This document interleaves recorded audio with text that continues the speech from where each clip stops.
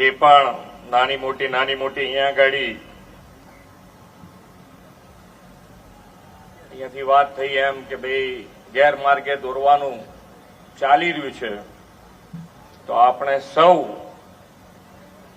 એક જ વસ્તુ અત્યારે યાદ કરીએ એટલે એનો જવાબ ગજનીનો બધાનો જવાબ આવી જાય એવું છે.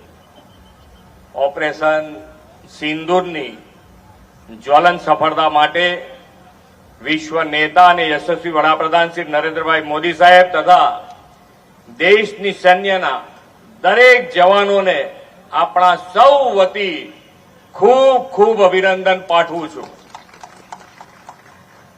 દેશભરમાં રાષ્ટ્રહિત સર્વોપરિની ભાવના જાગી છે અને ઓપરેશન સિંદૂર 140 કરોડ ભારતવાસીઓનો મિજાજ બની ગયું છે. આપણે તો આ રાષ્ટ્રહિત સર્વોપરિની ભાવનાનો વધુ વ્યાપક બનાવીને વડાપ્રધાન શ્રી મોદી સાહેબના નેતૃત્વમાં વિકસિત ગુજરાત દ્વારા વિકસિત ભારતના નિર્માણનું ચાલક બળ બનવું છે.